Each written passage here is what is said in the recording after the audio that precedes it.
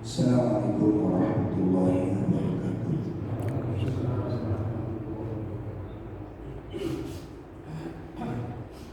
Alhamdulillahirabbil alamin.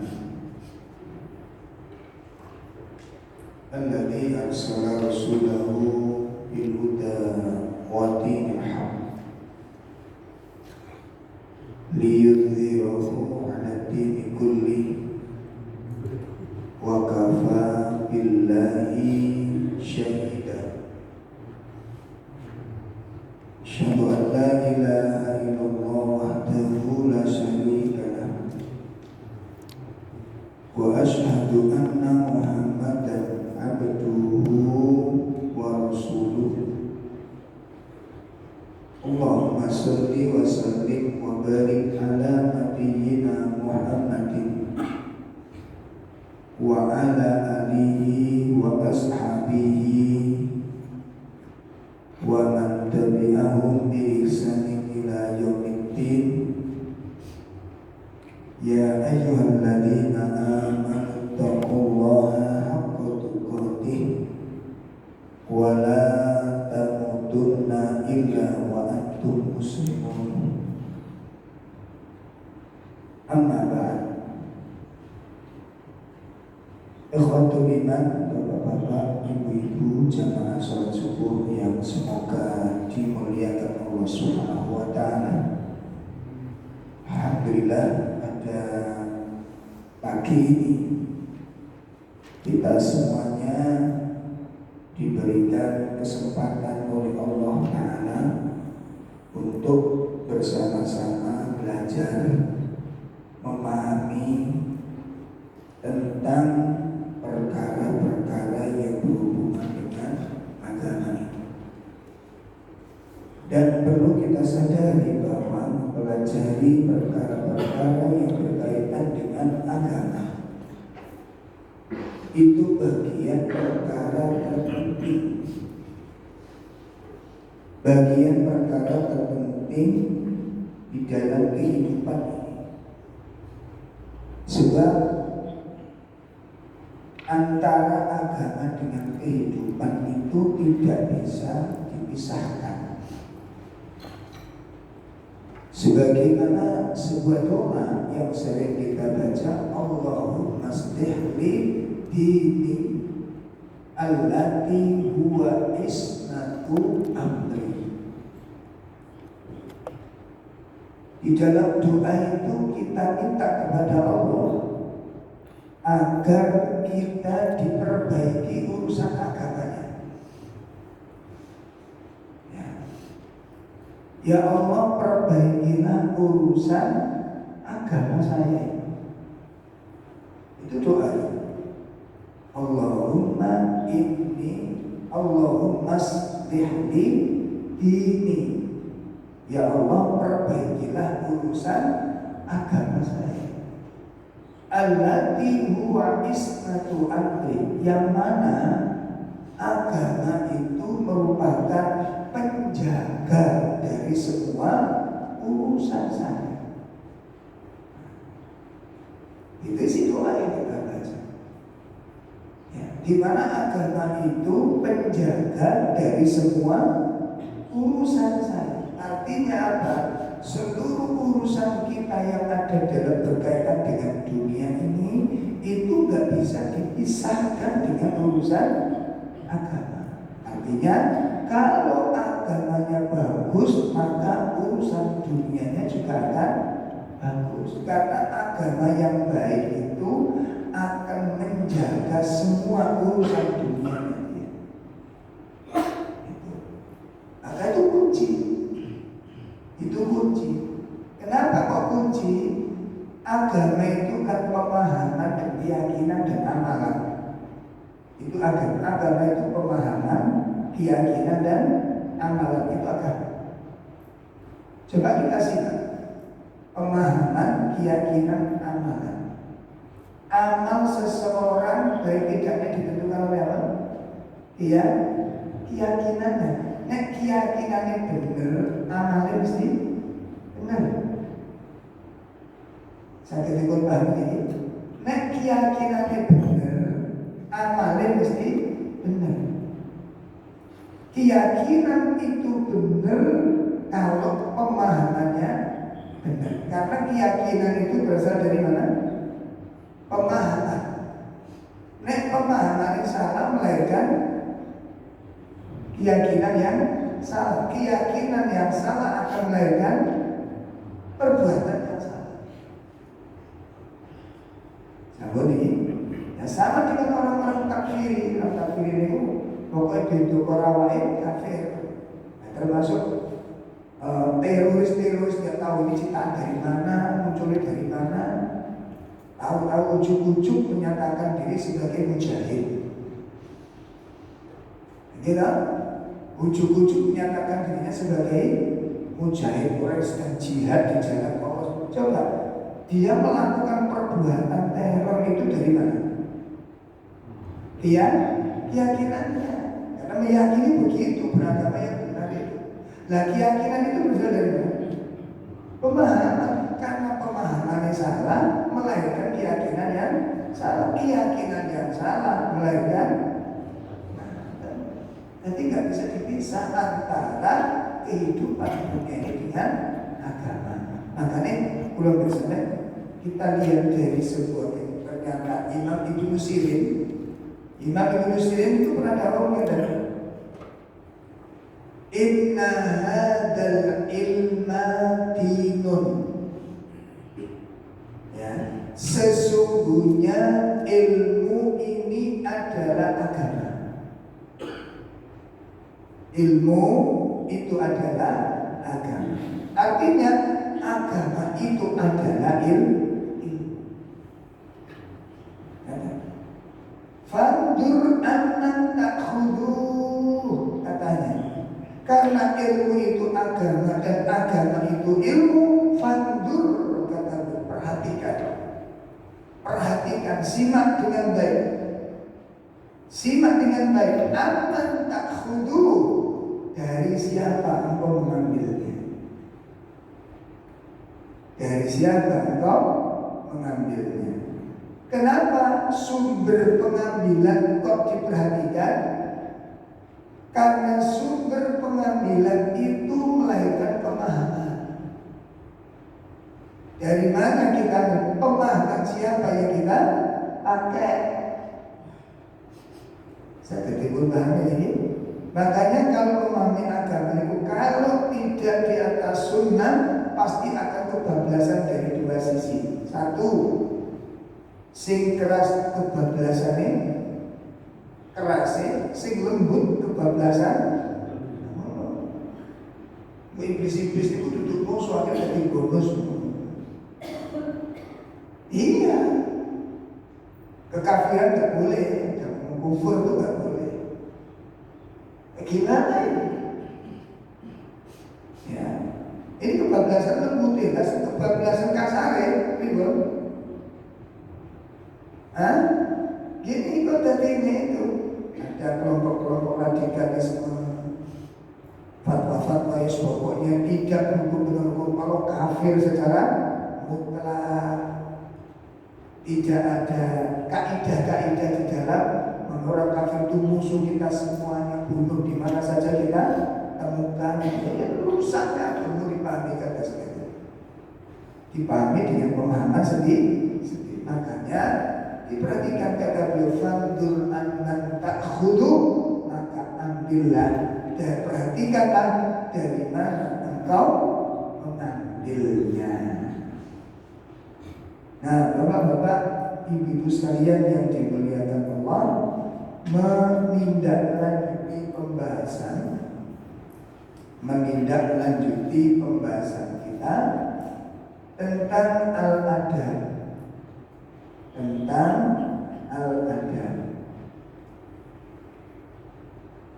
Beberapa waktu yang lalu kita bahas tentang adab.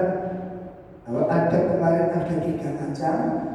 Adab kepada Allah, adab kepada diri sendiri, dan adab kepada Nabi Sallallahu Alaihi Wasallam, adab kepada sesama manusia. Nah, kemudian adab di sini ternyata banyak sekali, Pak. ada adab kepada Allah Subhanahu wa taala, bagaimana adab kita kepada Allah Tabaraka wa taala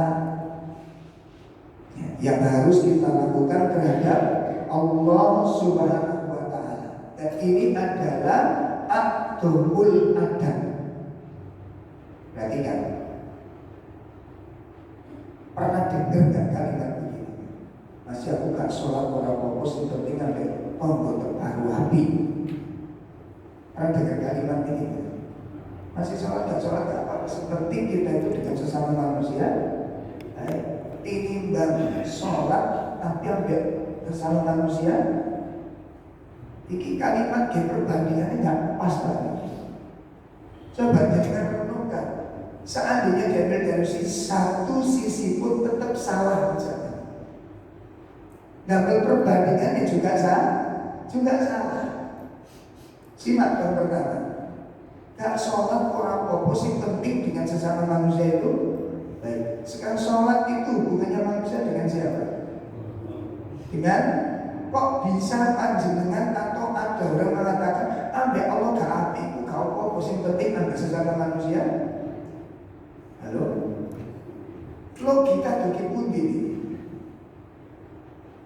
Bagaimana kita dengan Allah yang menciptakan kita elek orang pokok, sing penting ada sesama manusia. Kalau perbandingan tidak timbangannya sholat, tapi ini perbandingannya salah. Karena gak mungkin kita ini berbuat baik dengan Allah dan berbuat buruk dengan manusia. Itu tidak benar juga. Perbandingannya mestinya nggak begitu. Kalimatnya mestinya tidak demikian. Sakit dipahami. Tidak dipungkiri. Ada sebagian orang yang hubungannya dengan Allah sangat baik, cintanya kepada Allah sangat luar biasa, hubungannya dengan Allah sangat harmonis, mendalaminya, hadir di dalam ketaatan kepadanya, namun tidak memperhatikan hubungan dengan sesama. Ini juga tidak benar dalam sorotan kacamata syariat. Saya timbul paham ini dengan orang tuanya tidak bagus, dengan kerabatnya tidak bagus, dengan masyarakat lingkungannya tidak bagus. Ini jelas tidak dibenarkan menurut kacamata iman. Ya, ini tidak dibenarkan menurut kacamata syariat. Tidak dibenarkan. Namun kalau kemudian ada seorang mengangkat tema seperti tadi, ya walaupun tidak sholat tidak masalah, ya, yang penting kita dengan sesama manusia, maka kalimat ini juga bukan kalimat yang benar, kalimat ini termasuk kalimat yang salah. Jelas. Ya hubungan dengan Allah itu harus didahulukan karena Dia itu pencipta, yang menciptakan kita, yang memberikan rezeki kepada kita, yang menghidupkan kita, yang mematikan kita. Lalu bagaimana kita tidak bersikap baik kepada? Nah, oleh karena itu jamaah sekalian, lalu bagaimana adab kita kepada Allah Subhanahu wa taala? Apa yang harus kita lakukan untuk berbuat baik kepada Allah Subhanahu wa taala? Pertama,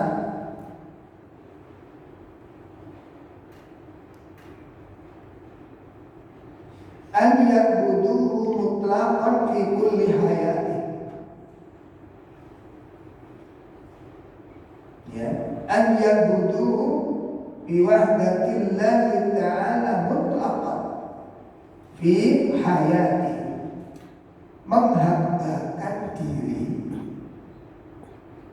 Menghambakan diri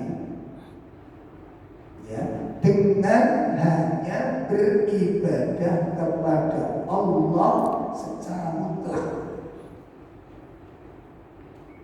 Menghambakan diri dengan hanya beribadah kepada Allah secara mutlak dalam setiap kehidupan. Menghambakan diri dengan hanya beribadah kepada Allah secara mutlak dalam seluruh kehidupan. Ini yang pertama.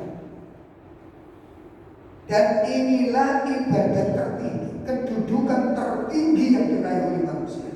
Apa?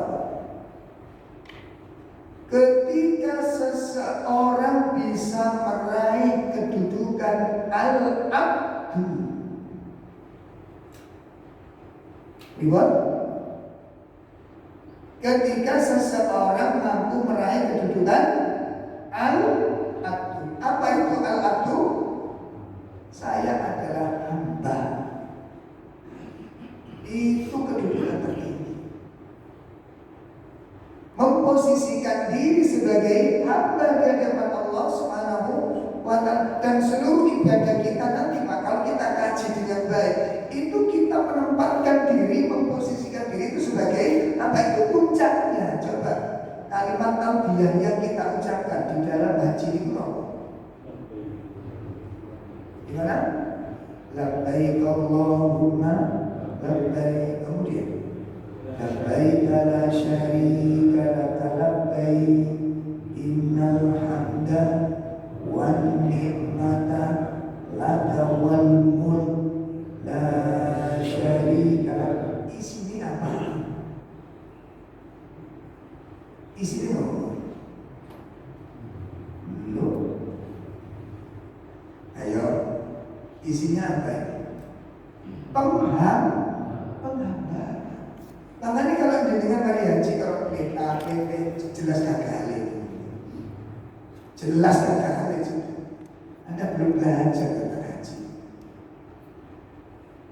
Haji itu penghinaan diri, Pak.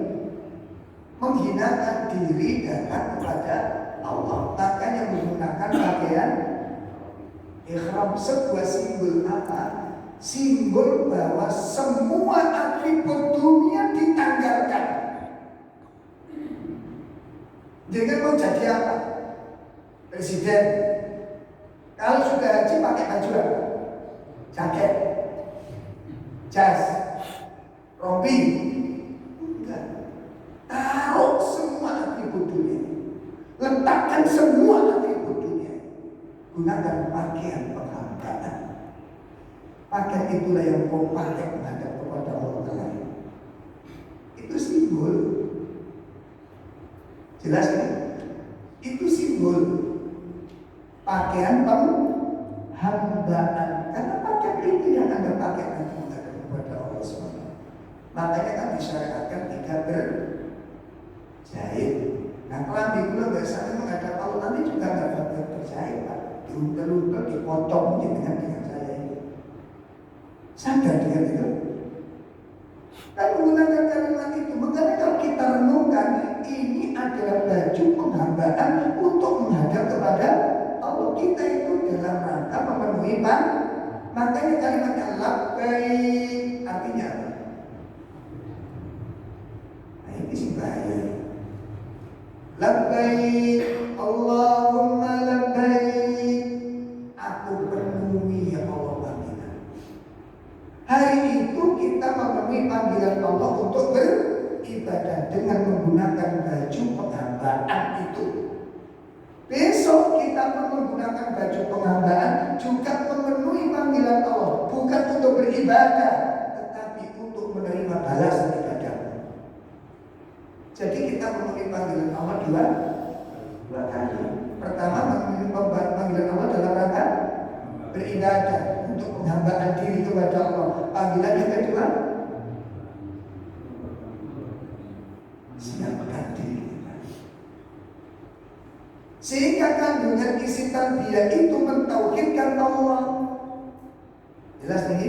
Beribadah hanya kepada Allah, semuanya dikembalikan kepada Allah. Labbaik Allahumma labbaik. Wahai Allah, aku penuhi panggilan.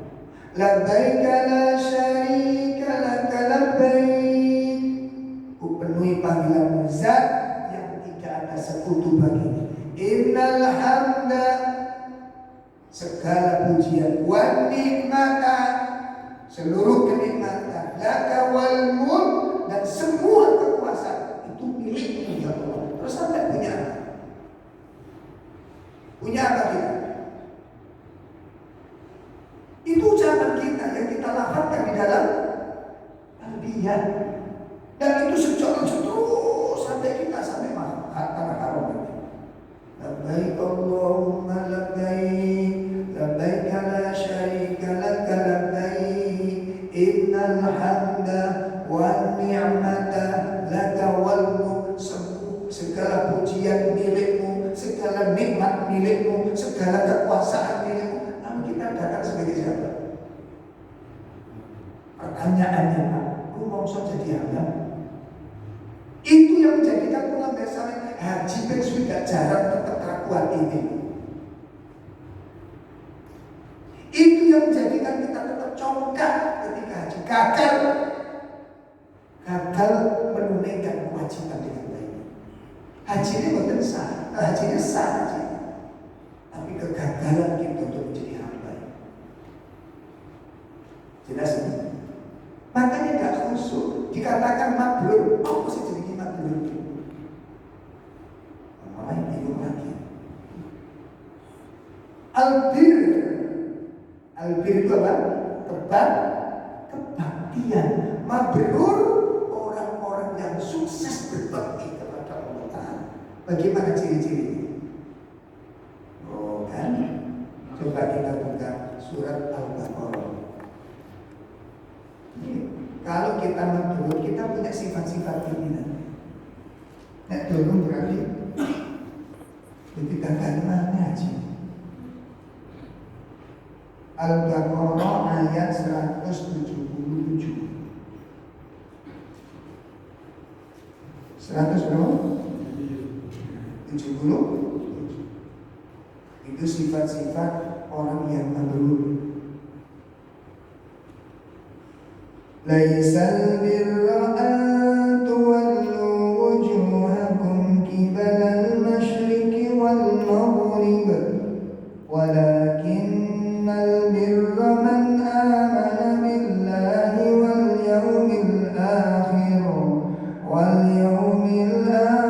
wal malaikati wal kitabi wan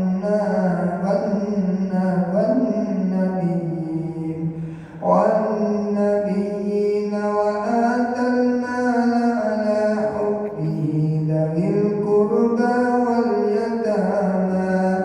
واليتامى والمساكين وابن السبيل والسائلين وفي الرقاب وأقام الصلاة وآتى الزكاة والموفون بعهدهم إذا عاهدوا والصابرين في البأساء والضراء وحين البأس أولئك الذين صدقوا وأولئك هم المتقون. Bukanlah mengatakan wajahmu ke arah timur dan barat itu suatu kebaikan, akan tetapi sesungguhnya kebaikan itu ialah beriman kepada Allah, hari kemudian, malaikat-malaikat, kitab-kitab, nabi-nabi, dan memberikan harta yang dicintainya kepada kerabatnya, anak-anak yatim, orang-orang miskin, musafir yang memerlukan pertolongan, dan orang-orang yang meminta-minta, dan memerdekakan hamba sahaya, mendirikan sholat, dan menunaikan zakat, dan orang-orang yang menepati janjinya apabila ia berjanji, dan orang-orang yang sabar dalam kesempitan, penderitaan, dan dalam peperangan. Mereka itulah orang-orang yang benar imannya, dan mereka itulah orang-orang yang bertakwa. Ini nama berburu. Allah katakan apa? Laisal bir. Seseorang itu tidak bisa mencapai pada sifat albir, sifat mabrur. Ya. Bukanlah yang dikatakan mabrur, orang-orang yang berbakti itu orang yang kalau sholat sekedar menghadap kiblat, bukan sekedar itu. Namun albir, kebaktian, puncak kebaktian adalah satu, man amana billah. orang yang beriman kepada Allah. Dua, yang beriman dengan hari akhir. Ini saja kalau dikupas, Masya Allah, gak ada orang beriman dengan hari kafir, tanda tangan palsu, ngomong kaku, ngomong terus, ngomong elek, gak mungkin gitu. Yang ketiga, iman dengan para malaikat. Itu konsekuensinya juga dalam. Yang keempat, beriman dengan kitab-kitab. Masa orang Maghrib gak pernah baca Quran? Nah, yang kelima, beriman dengan para nabi. Yang keenam, perhatian dengan anak yatim. Ngapunten, setahun biasanya kita jalan-jalan dengan anak yatim berapa kali?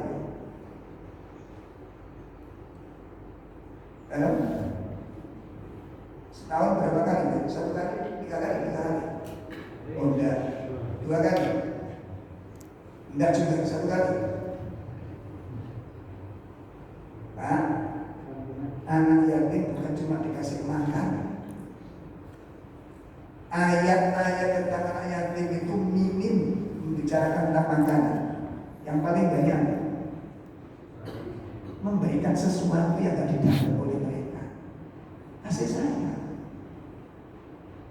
Ajak anak yatim main-main sama anak jenengan.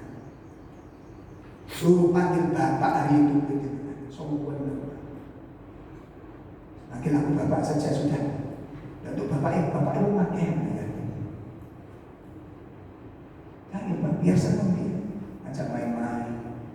Ajak jalan-jalan. Ada sesuatu yang itu yang gak didapat. Bukan cuma ngasih makan di panti asuhan, bukan. Jadi kan lihat ayat-ayatnya, ini tentang memberi makan. Satu dua dia yang memberikan makan. Yang paling banyak apa? Jangan kamu hadik, jangan kamu hadik, jangan kamu hadik. Kan begitu kan? Apa itu? Sikap itu yang gak didapat. Makanya kadang-kadang kalau kita punya tetangga yatim, kaya, terus kami ngurusi jelas. Halo? Gimana? Karena salah memahami. Makanya kenapa anak yatim gak boleh dapat bagian zakat? Karena bukan itu urusannya. Ini kadang-kadang banyak gak memahami. Ajak jalan-jalan, ajak ke rumah, yuk makan di rumah, jemput. Jangan anak yatim, undang anak yatim, wis undang sono. Antri di foto misalnya. Cik Soro ini daerah ini. Menteri mau bantu di Cik Soro ini misalnya. Muliakan. Banyak kekeliruan ini harus kita perbaiki. Ini keliru. Tumekong itu tumekongnya. Ya Allah, jangan kalau kita melihat yatim jemput nanti memuliakan dia. Dimuliakan. Saya dulu waktu di yayasan di Saudi di Bogor itu ada yatim piatu apa? Jadi yayasan itu namanya Masya Allah kayak kerajaan. Anti itu kayak kerajaan. Jalan dikasih karpet merah untuk anak-anak yatim. Syekhnya itu kalau dari yatim itu dirangkul semua. Ada anak baru digendong dari mulai mobil itu. Dikenalkan, ayo adik-adik ini Abi punya anak baru. Abi namanya, panggilnya siapa? Nah, bapak punya anak baru, ayo kita punya saudara baru. Dikenalkan. Semua anak-anak tinggal di sana. Dengan saya itu sekali kali bapak itu sudah lupa kalau nggak punya ayah. Kenapa? Karena sudah punya sosok seorang ayah. Nah, ini yang hilang kita. Makanya saya tanyakan gitu. Tahun kira-kira kita ya dengan yatim, bareng-bareng ucap beliau, sehingga cerah, wajahnya terhibur, kelalaian, dia lalai bahwa dia tidak punya ayah itu apa? Berapa kali? Ini yang keberapa? Yang keenam. Kemudian yang ketujuh, wa atal mala ala hubbi dzil qurba. Sifat mabrur. Yang ketujuh apa? Memberikan harta sing disenengi kepada kerabat. Halo? Bukan cuma memberikan harta, tapi tapi berikan harta yang biasanya kalau kita kasihkan yang gimana? Sing nggak disenangi, itu luar biasa ini. Dipilih lah, dipilih sing nggak disenangi. Wa'atikal qurba, wa'atikal qurba. Memberikan harta yang dicintai itu kuncinya, Pak. Kok bisa? Tapi apa nggak beratnya di situ? Berarti kita lebih besar cintanya kepada yang diberikan dari apa yang dia berikan. Makanya nanti ketemu poin ini wonten di surat Al-Imran ayat 92. Coba dibuka dulu. Al-Imran 92. Nanti kita kembali ke ayat 177-nya. Ya. Al-Imran 92. La tanalul birra hatta tunfiqu mimma tuhibbun wa ma tunfiqu min syai'in fa inna Allah bihi alim. Kamu sekali-kali tidak sampai kepada kebaikan yang sempurna sebelum kamu menafkahkan sebagian harta yang kamu cintai, dan apa saja yang kamu nafkahkan, maka sesungguhnya Allah mengetahuinya. Kamu belum bisa sampai pada puncak kebahagiaan yang sempurna. Tapi kita kan sudah rumah sempurna di tengah masyarakat, sudah rumah soleh di tengah, padahal berbuat apa dalam kebaikan ini. Makanya ingin kita takutkan apa? Yang kita takutkan kalau kita sudah kegede rumah ini, kita terjebak pada talbisul iblis, perangkap setan yang paling mengerikan. Apa itu? Al-amani, angan-angan kosong. Jadi salah satu perangkap syaitan untuk jerat manusia dari kalangan orang-orang soleh itu apa? Al-amani, angan-angan kosong. Rumongso dadi wong apik gak tau nglakoni apik. Paham ini? Rumongso dadi wong soleh ning adoh teko kesolian. Itu al-amani namanya. Jadi al-amani itu angan-angan kosong yang dibangun oleh setan dalam pikiran seseorang, terutama orang-orang yang menganggap dirinya soleh tadi itu. Jadi ono klasik di setan itu. Di kelas orang soleh kok dikei setan-setan sing rada soleh. Akhirnya dikasih gambaran, oh saya sudah soleh, saya sudah baik. Coba kita lihat ayat ini. Ayat ini kita sudah masuk belum kira-kira? Al-Imran 92 masuk sebelum. Sampai masuk tidak belum? Artinya kira-kira kita ini katut atau belum?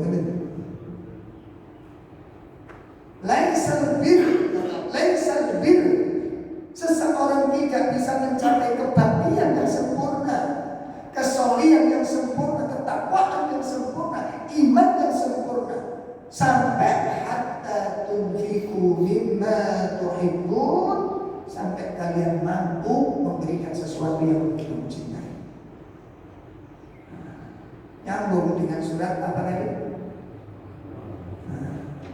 Saat ini dilakoni sempurna ya nggak mungkin Pak, kita ini bukan mampu sempurna. Ayo belajar boleh ya.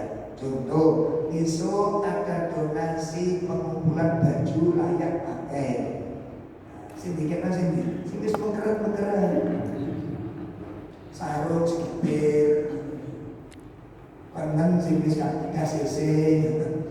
Ikut jadinya baru saudara nitip buat. Saya pengalaman beberapa tahun, 5 tahun terakhir saya tidak menerima baju bekas.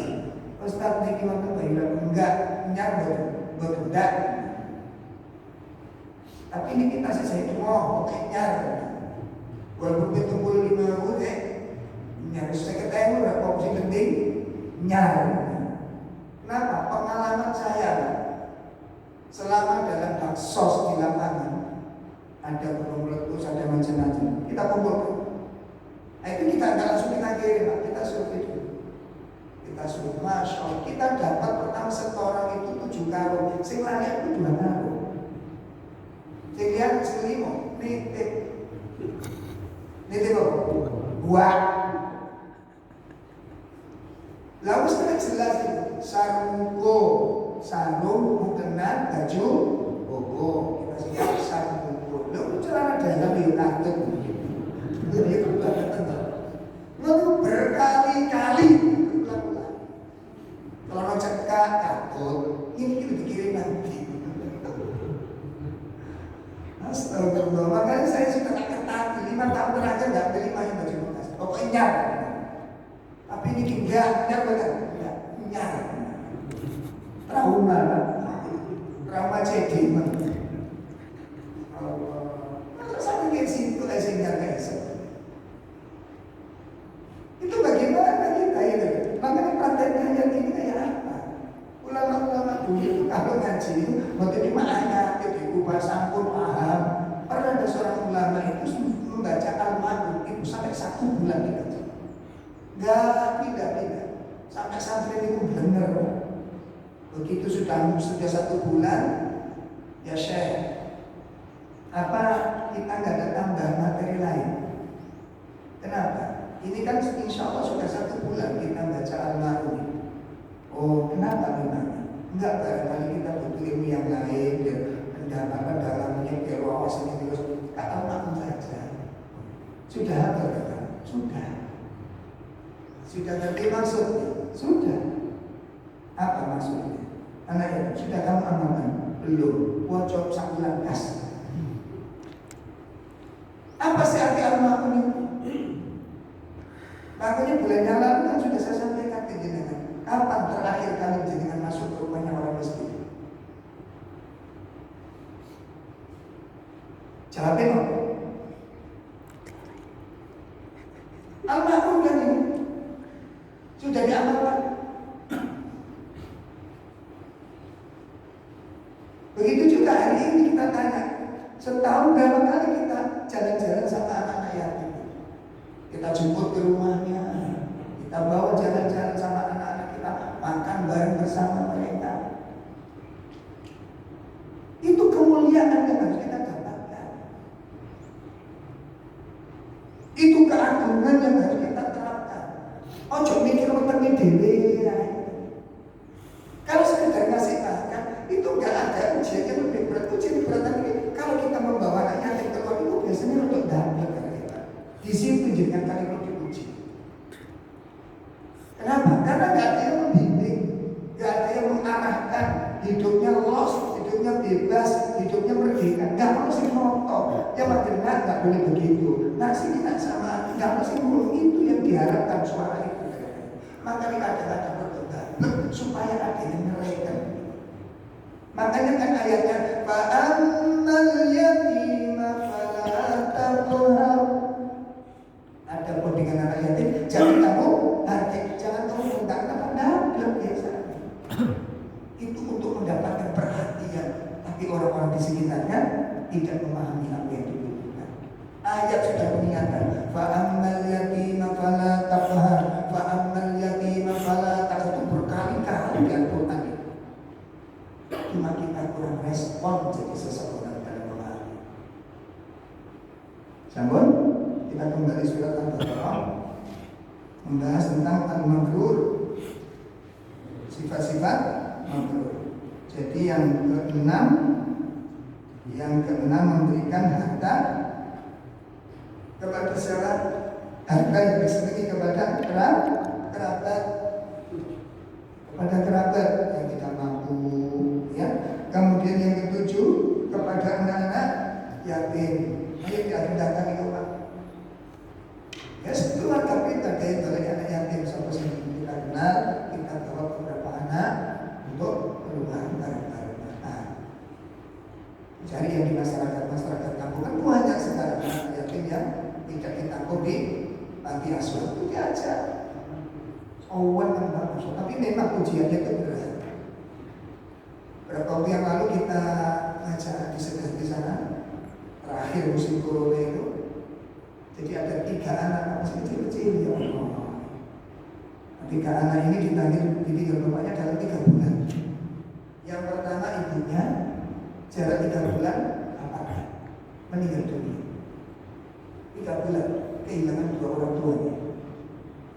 Nah, kerabat-kerabat terakhir waktu pulang dari saudara bapak dan saudara ibu tidak satu pun siap untuk perawatannya. Akhirnya para pentakziah yang datang ke rumah itu ditawarkan sini nggak ada mati kan. Nah kok yang datang itu orang Nasrani ada, cuma kami nantinya berkenan, tapi tidak apa-apa di titik kecil penting harus sih. Akhirnya dirawat sama teman-teman Nasrani.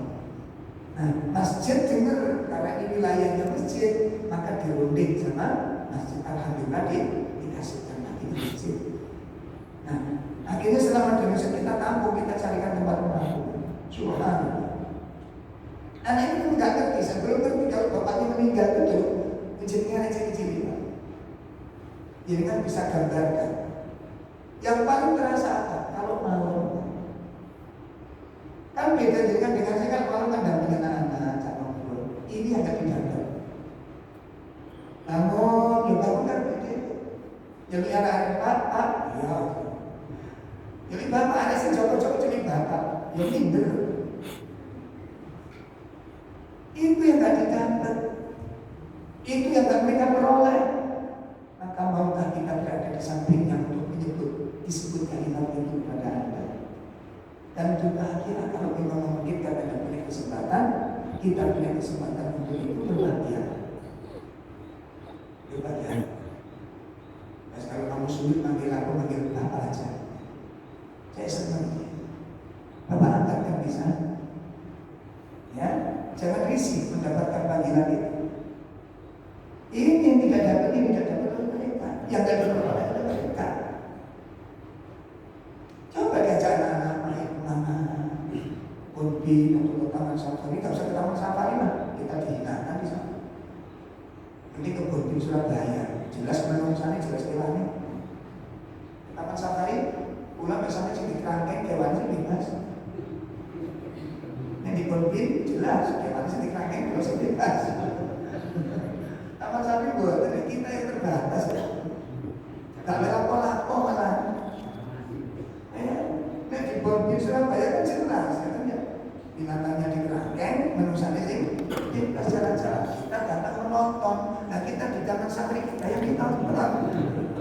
Mungkin bersama dua daerah aku terhina, Pak, aku terhina. Mau ojo ini lagi, aku bisa. Lalu kita datang di tengah, oh ono sing teko. Lalu untuk gak mencari kacang nanti. Dikirain, tangan di pisau main orang oleh kok, pemain dasi. Kalau tangan tak mengerti, tidak boleh. Untuk ini ya Allah tersiksa ini kebimbangan. Enaknya Bonbin Surabaya jelas ketok melok-melok hewane. Kepinginan gajah, kalau gajah, kepingin untung, nek perlu naik untung. Dek di taman safari orang iso. Kalau sampai sini kerangkeng. Iya badan. Iya, terus sing ditonton siapa? Sing nonton siapa? Kita ditonton sampai teko. Menungsa teko. Terhina. Biasa di mana bodoh sampai kali. Iki gak maksudnya mateni masalahnya. Cuma aku merasa iki apa sih hebat ya Allah. Ajak kan kalau bisa aja datang ya, makanya jalan-jalan kalau sepeda kursi itu manfaatkan. Biar kita kuis menuju ke kampung-kampung. Kata oma lereng mampir dulu. Itu mulia gue sampean. Ngapa mau daun kontong gomek aja. Kalau sih sepeda kuis begitu kan. Ada, tidak apa-apa, tapi sing mulia hasilnya. Oh dekat sini ada rumah jelas. Kalau di masa seperti ada rumah kayak begini, masuk kenalan. Nah kalau kita kenalan dengan orangnya seneng apa enggak? Soalnya kan dikenal oleh kita itu, soalnya ada ini sepeda gue beras, sampai mana lontong sih dia, mungkin kita kebetulan doni banget. Kalau lapar lontong nanti misalnya cerita. Ini apa Ustaz? Ini kalau kan bubur enak Ustaz. Di sana kok apa lagi? Ini daerah Prambors Ustaz. Ini sore beringin. Tadi sih berusaha belum apa. Sampeyan iku naksir lontongnya mesti dodol menang. Ternyata nak dodol lontong enak tiba-tiba dodol dikageti lontong. Ini gak usah dibahas. Yang ketujuh, yang kedelapan, ciri orang mabrur adalah wal masakin, akrab dengan orang-orang miskin. Itu ciri-ciri orang yang haji mabrur. Orang yang akrab dengan orang-orang miskin. Kemudian yang kedelapan, yang keberapa? Yang kesembilan, wablu sabil, orang-orang perantauan. Dan ini sudah saya sampaikan beberapa waktu yang lalu. Ya, nanti kalau ada orang-orang perantau di jalan, pedagang-pedagang perantauan yang minim kondisinya, berhenti dengan ajak ngobrol gitu. Ya, kasih sarung, kasih duit, gitu loh Pak. Nanti ini bisa sedia sarung untuk teman-teman yang seperti itu. Biasanya kadang-kadang kurang perhatian. Pak, gak usah sampai sholat apa orang, gak usah takut ngomong. Udah saja Pak, ini buat ganti untuk sholat. Sudah itu nasihat sudah.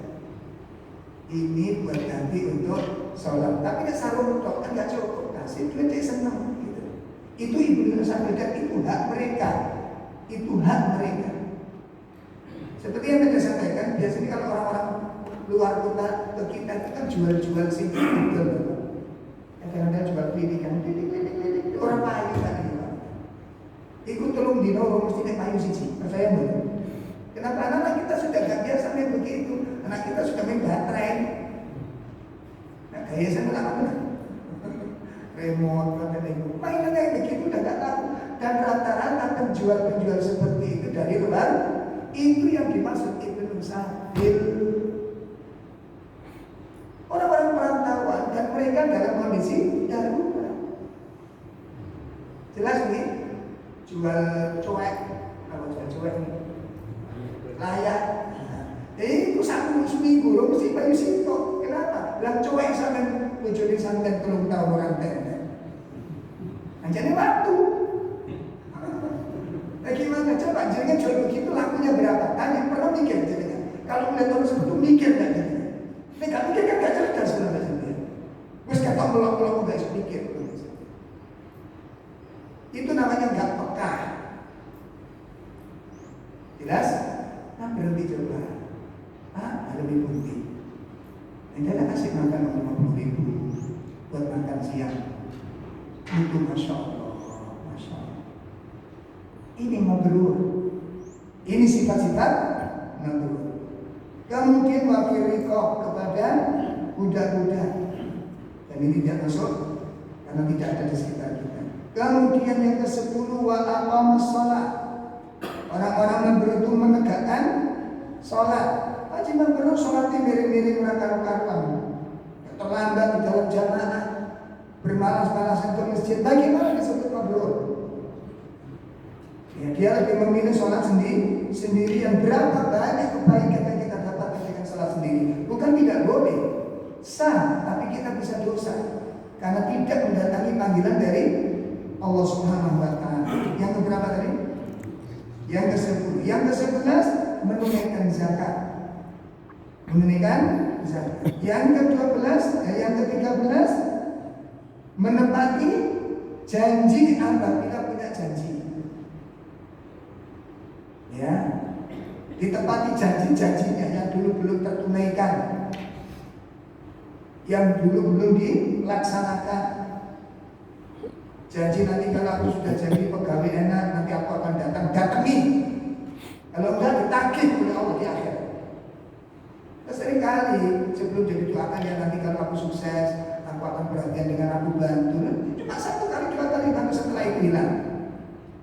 Itu kebiasaan manusia kan demikian. Baik. Kemudian yang ke-14 was-sabirina fil ba'sa.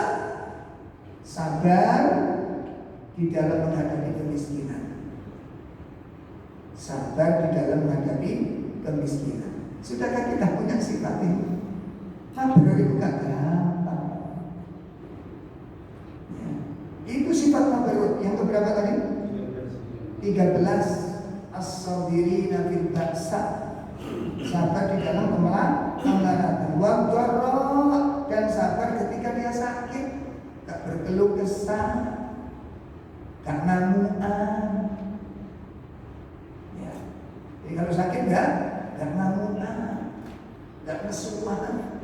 Kadang-kadang bapak-bapak ini punya sakit gak kadang sing ngetuk titik muang. Ya, kemudian sabar di dalam musim peperangan.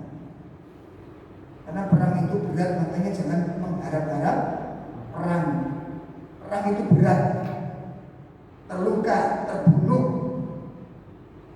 Makanya jangan berharap-harap dengan peperangan. Doakan negeri ini negeri yang aman. Kalau perang benar, kita belum tentu siap untuk menghadapi peperangan. Kemudian disebutkan oleh Allah, berarti berapa sifat di situ? 14. Yang terakhir tadi apa? Sabar dalam peperangan. 14 ya. Berarti ada berapa? 15 sifat terkumpul dalam diri seseorang. Masya Allah. Coba dievaluasi dari 15 tadi, berapa sifat yang sudah kita miliki? Berapa kebaikan yang sudah bisa kita tunaikan? Itu baru namanya menata diri dan memperbaiki diri. Bukan cuma tahu atau tunggale. Oh ini amal utama, ini tahu. Sudah kita amalkan belum? Gitu. Makanya tolong yang belum sifat-sifat yang belum kita centang, kita sifati dan kita latih. Ayo diri kita memiliki sifat tersebut. Itu yang disebut dengan benar. Sehingga kembali kepada persoalan orang-orang yang berbakti kepada Allah, orang-orang ini adab kepada Allah adalah memiliki sifat-sifat yang mulia, bentuk dari kebaktian kepada Allah Subhanahu wa taala dengan memajang dirinya, tidak menyatukan dirinya sifat-sifat albir, yaitu sifat-sifat mabrur, sifat-sifat orang-orang yang sukses di dalam penghambaan kepada Allah Subhanahu wa taala. Makanya haji mabrur itu ketauhidan yang sukses, itu akidah yang sukses, itu penghambaan yang sukses, menghasilkan karakter-karakter yang menakjubkan. Coba Pak, kita bisa bayangkan sejenak saja kalau diri kita ini terkumpul 15 sifat tadi. Pripun kira-kira kalau ada sosok orang di dalam dirinya itu terkumpul 15 kebaikan. Dia memiliki sifat ini, dia punya sifat ini, dia punya. Nanti kalau ditanya seperti Abu Bakar itu, ketika sahabat ditanya, Umar ditanya, apa? Siapa yang paling yang Nabi berkumpul dengan para sahabat. Siapa yang hari ini sudah mengunjungi orang sakit? Abu Bakar kata. Siapa yang hari ini saudara? Saya. Itu pagi Nabi mengatakan. Siapa yang hari ini berpuasa? Dia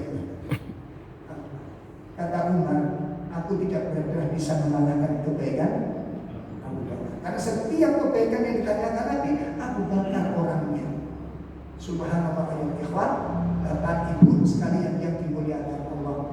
Walaupun nama kita tidak pernah dikenal oleh orang-orang di dunia ini, walaupun foto-foto kita tidak dipahami oleh orang, tapi nama-nama kita makmur di atas langitnya Allah Subhanahu wa taala.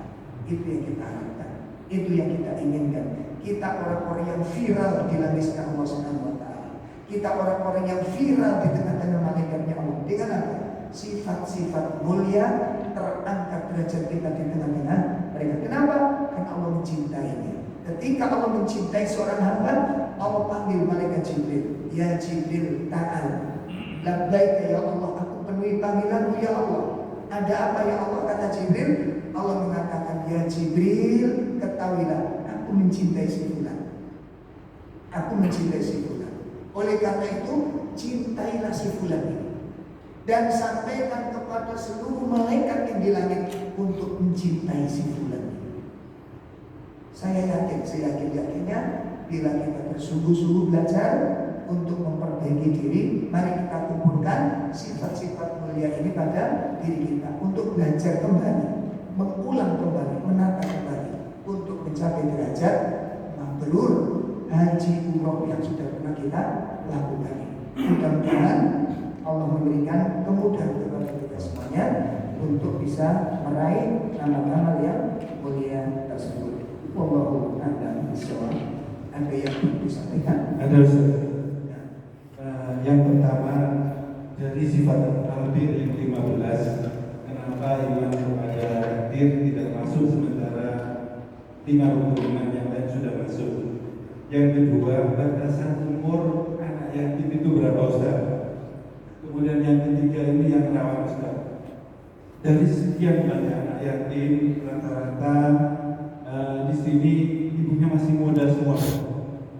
Artinya umurnya masih kadang 20, 25 gitu, masih muda-muda.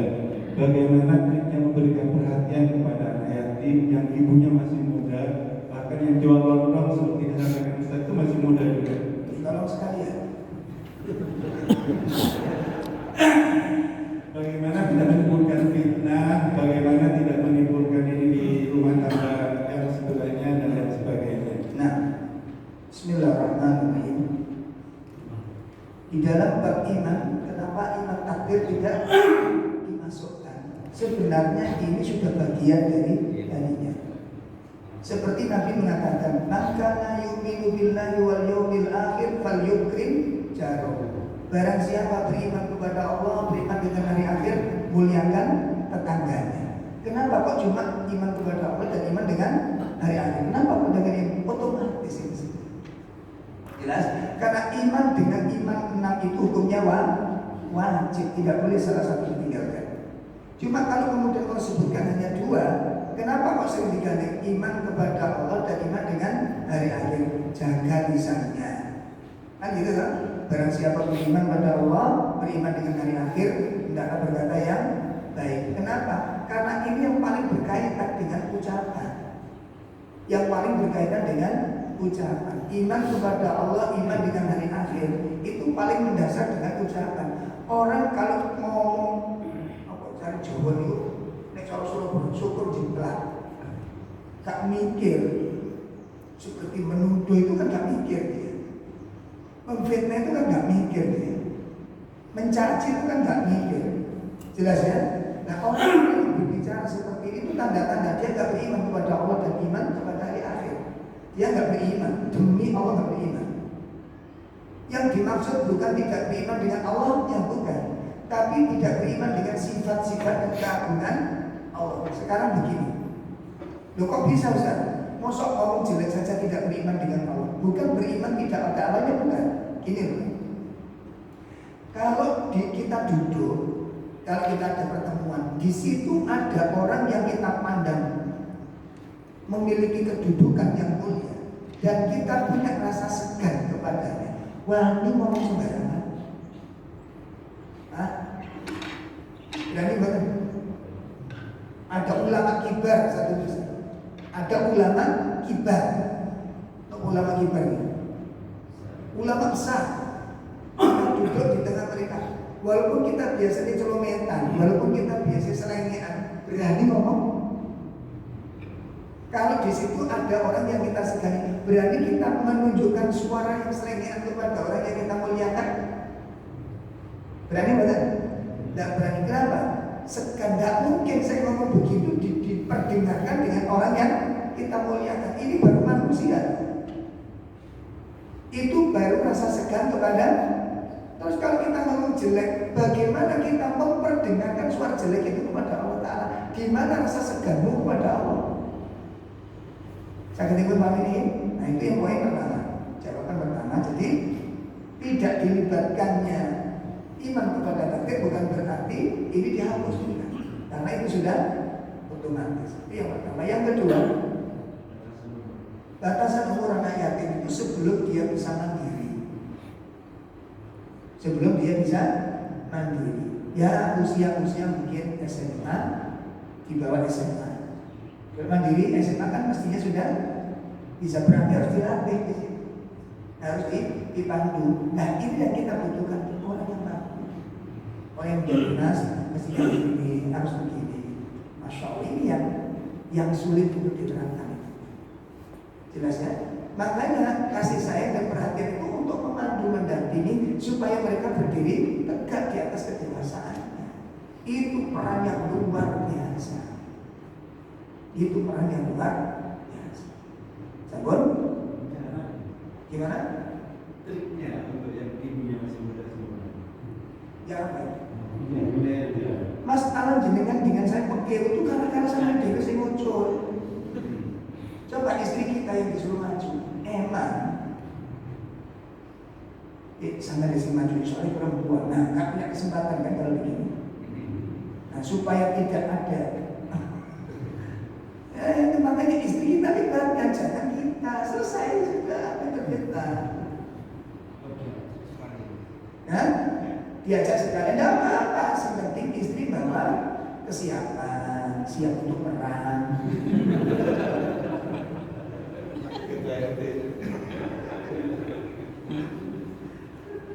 Paham ya? Itu ajak jalan-jalan sekali. Gandeng naik kena boleh. Ilmu ini sampai. Caranya begitu supaya nggak beda istri kita libatkan selesai. Adik, kamu musuhnya ini wilayah, tapi yang dukung begitu. Kalau aku depan kiblatnya beda.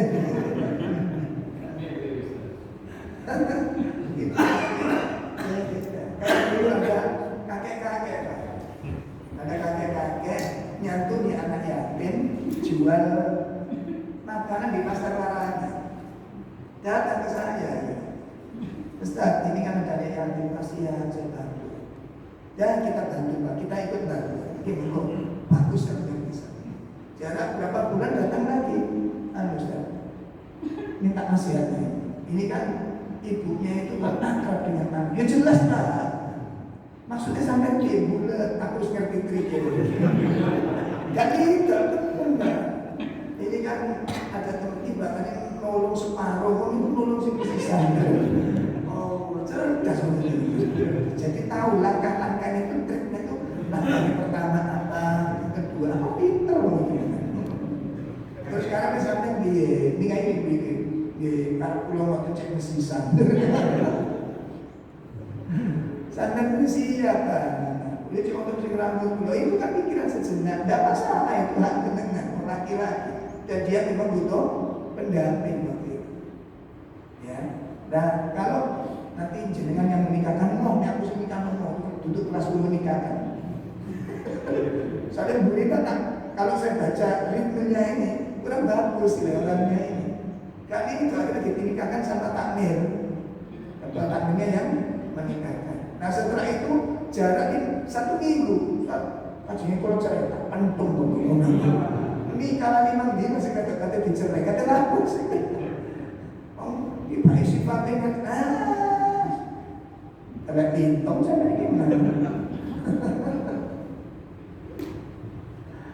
Nah, demikian Pak ya. Itu yang bisa. Jadi kalau kita ingin selamat dari kita, ya istri kita diajak. Ini wilayah istri. Nanti kalau kita kita kasih nomornya istri, jangan saya sudah. Ya. Tapi biasanya kalau yang jelek-jelek mungkin ke istri. Tapi jangan saya yang wajib. Ilmu ini bapak-bapak kan. Baik, ada lagi ya? Kalau tidak ada kita tanya sih. Sedekah paling utama salah satunya kan. Sedekah paling utama salah satunya adalah kerabat yang tidak mampu. Tapi kadang ada kerabat itu kalau kita kasih sedekah kayak gitu biasanya malah meluncur. Ada kayak apa namanya juga mau gitu. Ada apa-apa langsung kita minta batasan apa-apa gitu. Malah kayak kesannya itu malah kayak mengandalkan ke segala sesuatu gitu. Nah, kayak gitu gimana? Ya tinggal kita aja yang pintar-pintar mensikapi. Dan itu memang sudah menjadi bagian sunatullah. Apa sifat tabiat manusia begitu. Itu tabiat. Nah itu tabiat. Makanya kita pintar-pintar apa? Menata, mengendalikan, mengatur itu tadi. Jelas ya?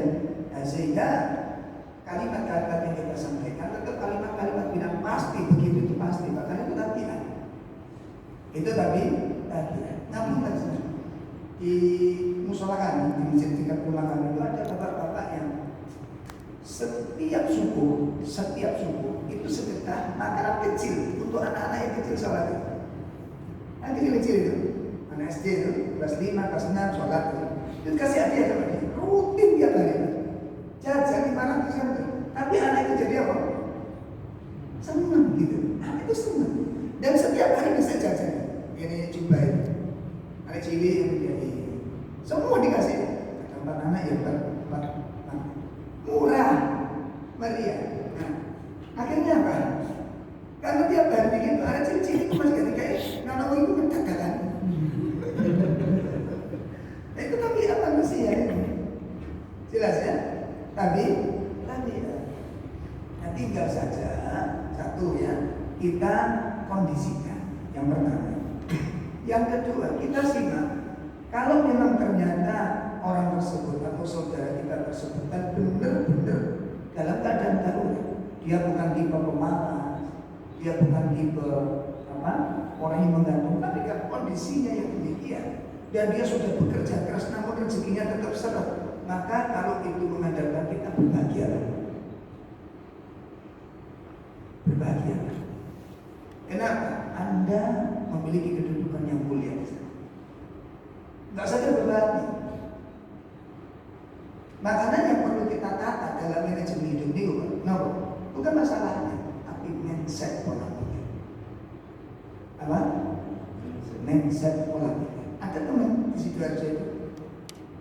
Kalau ada teman-teman yang hutang dan dia memang nggak mampu, kan Allah menguji manusia itu ada yang muda dari rezeki, ada yang sampai jujur balik kan, nggak apa jenisnya, nggak oleh rezeki. Dan dia memang bukan tipe pemalas yang serius kerjanya, tapi Allah takdirkan dia seret rezekinya. Nah, teman kita yang satu ini kalau meminjami orang seperti ini itu jarang disuruh bayar, sudah dibebaskan. Setelah itu apa? Nanti kalau ada sesuatu butuh, jangan sungkan-sungkan untuk. Nanti kalau sudah 1 bulan kok nggak dengar dia pinjam, ditolak, kenapa kamu nggak terima?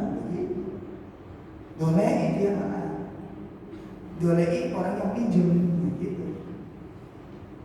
Jelas ya? Kok nggak pinjam kenapa? Kok nggak ke rumah kenapa? Sudah cukup tahunnya.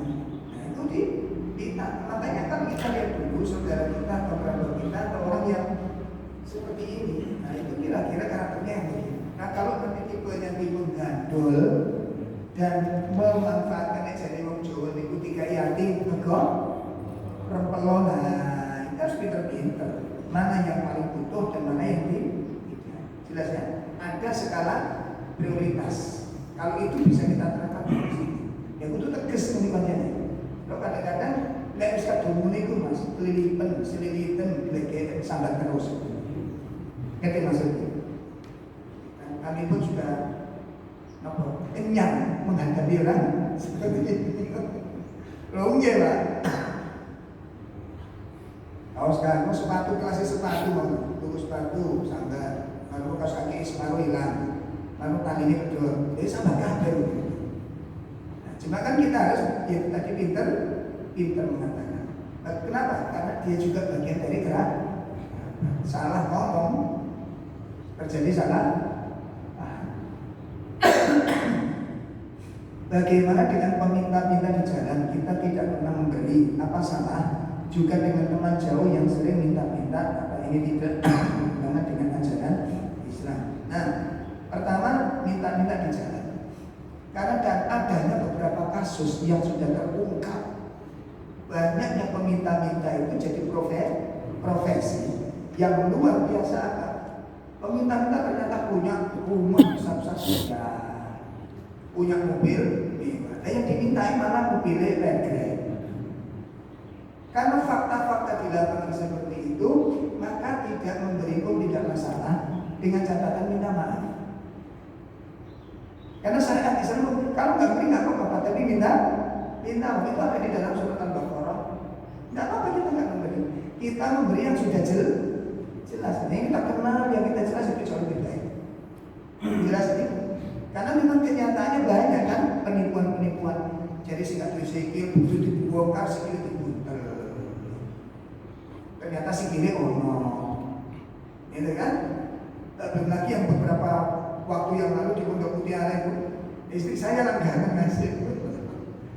tangan ini ngejer ketopengin dia badut bawa anak cilik. Subhanallah terungkap akhirnya rumahnya di Krian ditangkap Satpol PP. Nah, ternyata setelah ditangkap dikejar sama seorang wanita muda. Misalnya wanita muda. Katanya ini bapak saya. Ini sudah beberapa hari nggak pulang kami cari ini. Akhirnya Satpol PP ya tak bodoh. Cakap bisa akhirnya betul itu. Yes, gampang kalau mau mbak di kantor, udah di kantor aja kita ikut biasa sekalian. Akhirnya ternyata itu suaminya. Begitu loh. Wes takon iris rumah putih jenengan.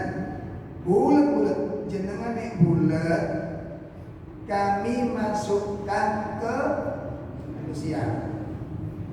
Nggak pulang jenengan. Nek pulang kami antar. Enggak pulang enggak kami antar. Kenapa? Sudah tahu gitu loh. Ini termasuk apa istilahnya? Profesi atau gimana untuk memanfaatkan kejahatan itu. Makanya ngakunya terjadi Prambon. Dia diantar mau ke Prambon. Begitu mau nyampe ke daerah Prambon, rumah saya bukan. Yes, kita langsung ke Sidoarjo. Oh, udah saya di Krian. Masuk Krian. Yes, muter nggak jujur langsung ke Sidoarjo, langsung di siap. Komentar deh. Begitu masuk rumah, kaget Pak, gede. Nah, punya anak 7, salah satunya ditempatkan di Pondok Mutiara bagian depan. Ya rumah istimewa lah Pak. Nah, dengan adanya peristiwa inilah yang kemudian ulama-ulama kita berwanti-wanti dalam hal ini.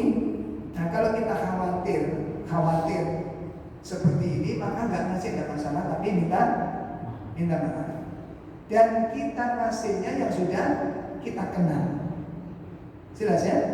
Nah, itu poin pertama. Yang kedua, dengan teman jauh yang sering minta-minta, apa ini tidak bertentangan? Ini yang maksudnya minta-minta yang bertentangan itu yang ngasihnya. Kalau dalam hadis yang intinya apa? Intinya orang yang gampang minta-minta itu nggak boleh. Dikit minta itu nggak boleh. Hukum. Kenapa Islam datang untuk hifdzul iffah? Hifdzul iffah itu menjaga kehormatan. Makanya ada syariat zakat, syariat sedekah, syariat infak itu dalam rangka menjaga ini. Nah, hifdzul iffah itu ada dua bentuknya. Satu syariat menikah supaya tidak terjerumus dengan sikap-sikap kebinatangan dengan berzina. Itu menjaga kehormatan satu dengan syariat nikah. Yang kedua, hifdzul iffah menjaga kehormatan itu dengan syariat sedekah, infak dan zakat. Supaya apa? Supaya umat itu nggak ada yang minta-minta. Gitu. Itu syariatnya. Jelas ya? Nah, kemudian dalam hadis Nabi bahwa apabila orang meminta-minta untuk kekayaan, untuk dikumpulkan kekayaan, maka tidak ada khilaf ulama, hukumnya adalah haram. Jelas? Hukumnya adalah haram. Kalau meminta-minta itu dalam rangka untuk apa? Memperkaya diri dan dijadikan profesi, kita nggak mau ikhtiar lagi, itu haram hukumnya. Karena haram, maka kita tidak boleh membantu dalam masalah ini supaya tidak tercipta perbuatan dosa kita, supaya tidak terlaksana perbuatan dosa. Itu poin pertama, hukum meminta-minta. Adapun orang-orang yang meminta-minta karena musibah, longsor, kemudian hancur hartanya, kelaparan dia nggak bisa dimakan seperti gunung meletus, rumahnya habis, dia pengungsian, maka dalam kondisi ini meminta hukumnya boleh sesuai dengan kebutuhan. Jelas ya? Maka meminta adalah memberi adalah suatu kewajiban. Jelas ini? Nah, kemudian yang ketiga yaitu orang-orang yang betul-betul kondisinya miskin. Ini yang menjadi tahapan kita, makanya miskin masuk zakat, fakir masuk zakat. Tujuannya di sana. Makanya sehingga sering kali saya sampaikan di dalam manajemen ekonomi, infak sedekah di masjid itu hendaknya diatur sedemikian rupa. Untuk dakwah berapa persen, untuk sosial berapa persen. Itu hendaknya diatur manajemen. Jadi gak dibuang ekonomi. Untuk apa kita bangun rumah yang istimewa, masjid yang karuan, tapi masyarakatnya berantakan? Jelas? Nah ini nanti perlu didiskusikan lagi, dibicarakan, dimatemi, disolidkan dalam masalah tersebut. Adapun minta sesuatu yang hanya sekedar ingin, ini bisa jadi makruh, bisa jadi dibenci. Jadi dididik jalur. Seperti ada sebagian ibu datang ke rumah teman, kembangi kok apik jalur. Ini kok, oh ini kok bagus, aku minta kayak begini jangan dibiasakan. Walaupun hukumnya tidak masuk ke dalam yang haram. Sebab apa? Ini kadung ini kok jadi kuli mana goceng jalur goceng, mana jalur apa ini? Kadung jiwa apa? Makanya ada 3 hal yang dibenci oleh Allah Ta'ala. Kata Nabi apa?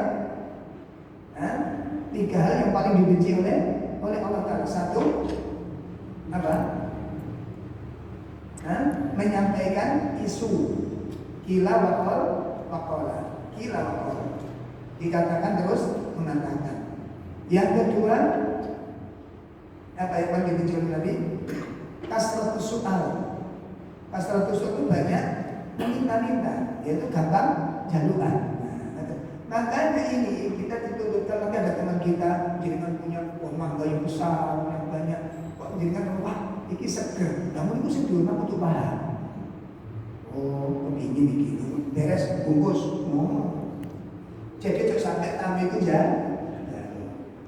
seperti jangan kasih makan. Masya Allah, ini kesukaan anak saya. Juga seger, aku tuh ngerti. Ngerti maksudnya?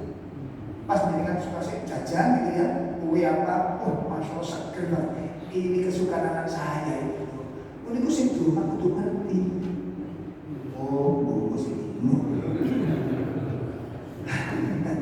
Tapi itu peka, maksud sampai jalan makanya di dalam bahasa Arab itu ada 2. 1 al-jud, yang kedua al-qirah. Dermawan dan murah hati. Itu beda. Bedanya apa? Nabi punya sifat-sifat kedua aja, Nabi punya sifat ini. Nabi itu nanti dikai wedok, dapat yang ada seorang perempuan menenun kain dengan tangannya sendiri, diperbagus, dipercantik, diperhalus. Kenapa? Ini dihadiahkan kepada Nabi dan dia ingin hasil karyanya itu dipakai oleh Nabi. Selesai, ya Rasulullah, aku ingin hadirkan sesuatu yang paling aku ingin senang. Apa itu? Ini kain selimut utuh. Aku ingin kau memakainya, ini hasil karyaku sendiri. Nabi karena butuh dipakai. Nanti keluar, ada orang Ansor, wahai Rasulullah, kan bagusnya selimut itu kalau dipakaikan ke tubuhku sangat bagus. Itu jalur ini halus kan? Nah sampai dia itu juga kita tak ganggu kan, baru itu ngerti begitu. Mobil iya kalau ngerangkepan, ngerangkepan kan sangat keadaan. Nah itu sama Nabi, oh ini seneng dilepas oleh Nabi selimut itu. Nabi lutin dikasihkan sama sahabat, wahai sahabat kasihkan kepada si fulan yang menyenangi selimut yang aku pakai ini. Oleh sahabat yang ngasih, sahabat yang apa tadi yang dikasih dimarahi sama Nabi, dimarahi sama Nabi. Apa katanya? Ini cara Jawa itu kok mentolo dengan Nabi. Nabi menerima pemberian itu karena Nabi sedang butuh. Dan kamu kan tahu, nek Nabi dijalur itu gak mungkin. Oh, kamu tolong kok tega gitu. Akhirnya apa? Sahabat yang diberi ini yang pegang bulan. Wallah, demi Allah, aku senang memakai pakaian yang dipakai oleh Nabi itu. Bukan untuk aku pakai harian, tidak. Tapi aku ingin ketika aku nanti aku dikasih kain kafan yang dipakai oleh Nabi. Ya Allah, akhirnya dikasihkan. Nah setelah dikasihkan benar peristiwanya orang ini meninggal dan kain kafannya itu adalah kain kafan yang pernah dipakai oleh Nabi, saking cintanya kepada Nabi SAW. Akhirnya yang bagian ngasih tadi ini, andaikan aku yang dikasih kain bagus itu, masya Allah. Ini jadi kedermawanan itu Pak, kalau yang namanya murah hati, yang namanya murah hati itu tanpa harus diminta. Itu namanya dermawan al-kiram. Nah kalau yang tawajud itu dia memberi tanpa pamrih, tapi mau minta dulu. Yang satu tidak, dia memberi sebelum orang itu. Nah itu yang lebih mulia. Baik, kita membutuhkan orang-orang seperti ini dalam kehidupan. Cukup ibu ya. Nah jadi kalau meminta-minta tadi memang itu tabiat, jangan diberi ya, kecuali memang betul-betul membutuhkan. Dan yang paling dekat, yang paling bagus, yang sudah kita kenal orang-orang yang paling dekat dengan kita, itu yang paling standar. Insyaallah. Saya kira cukup dalam arti maaf. Wa sallallahu ala nabiyina Muhammad subhanahu wa ta'ala. Asyhadu an la ilaha illa anta astaghfiruka wa atubu ilaik. Assalamualaikum.